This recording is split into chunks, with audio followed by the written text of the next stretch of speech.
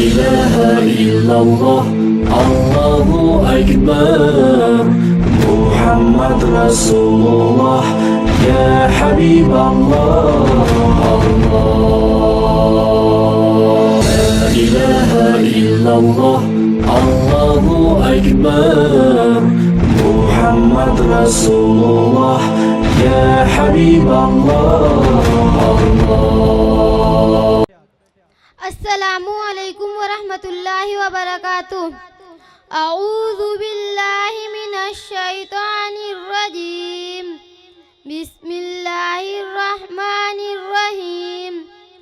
या अय्युहन नासु इत्तक़ू रब्बकुमुल्लज़ी खलक़कुम नफ्सिम मिन वाहिदतिन व खलक़ मिन्हा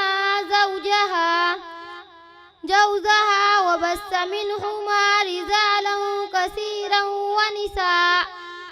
मोहतरम सामाईन इकराम और पर्दा नशीन मेरी माओ और बहनों, हुकूक की दो किस्में हैं, हुकूकुल्लाह, हुकूकुल इबाद, यानी अल्लाह ताला के हुकूक और बंदों के हुकूक। तौहीद, नमाज, रोजा और हज वगैरह से अल्लाह ताला के हुकूक अदा होते हैं और पाकीज़ा माशियत, साफ़ो सफ़ाह मामलात और उम्दा इखलाक़ और किरदार के ज़रिए बंदों के हुकूक अदा होते हैं। बंदों के हुकूक में चंद हुकूक ऐसे हैं जिनको अदा न करने की सूरत में कानून के ज़ोर से अदा कराया जा सकता है। जैसे खरीदो फरोख्त में अगर खरीदने वाला बेचने वाले का हक अदा ना करे और कीमत ना दे तो कानून के ज़ोर से खरीदने वाले से हक अदा कराया जा सकता है। मेहनत व मजदूरी की उजरत अगर मालिक ना दे तो कानून की ज़ोर से मेहनत व मजदूरी की उजरत हासिल की जा सकती है। लेकिन बाज़ हुकूक ऐसे हैं जिनकी अदायगी के लिए कानून की कुव्वत या हुकूमत का जोर नहीं चलता। वहाँ सिर्फ एक ही कुव्वत काम कर सकती है, वो है तकवा की कुव्वत। वो हुकूक माँ बाप और औलाद के दरमियान, शोहर और बीवी के दरमियान होते हैं। बेटा बाप का हुकूक इसी वक्त अदा करेगा जबकि बेटे के दिल में तकवा और खौफ खुदाबंदी हो। शोहर बीवी के हुकूक इसी वक्त अदा करेगा जबकि शोहर के दिल में तकवा और परहेजगारी हो। तकवा और परहेजगारी ऐसी सुपर पावर ताकत है कि आदमी अदालत के जज के सामने नहीं झुकता, जिल्लात के कोड़ों के सामने नहीं झुकता, जेल की सजाउंद के सामने नहीं झुकता, बंदूक की गोलियों के सामने नहीं झुकता, तलवार की नोक के सामने नहीं झुकता। लेकिन तकवा और परहेजगारी ऐसी कुव्वत व ताकत है कि जिसके दिल में ये दौलत है वो किसी का हक पामाल नहीं करता, हर एक को उसका हक बल्कि हक से ज़्यादा देने की फ़िक्र करता है। उसको ये फ़िक्र लाहक होती है कि हुकूक की अदायगी में कमी बेशी हो जाए तो कल क़यामत के दिन में नेक आमाल ले लिए जाएंगे। इसीलिए अल्लाह ताला ने फरमाया, या अय्युहन्नासु इत्तक़ू रब्बकुमुल्लज़ी खलक़कुम मिन नफ्सिन वाहिदतिन व खलक़ मिन्हा ज़ौजहा वबस्स मिनहुमा रिजालन कसीरन व निसा।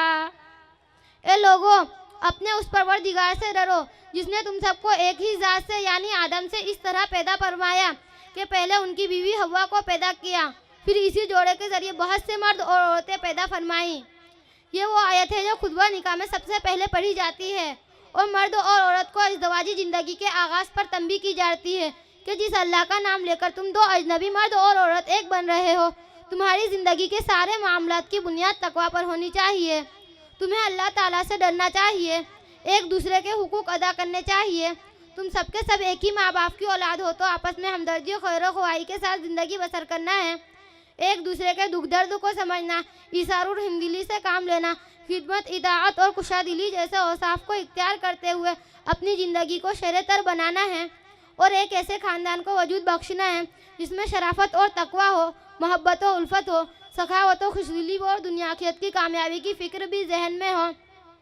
अज़दवाजी ज़िंदगी का इब्तिदाई दौर मोहब्बत के जज्बात का दौर होता है।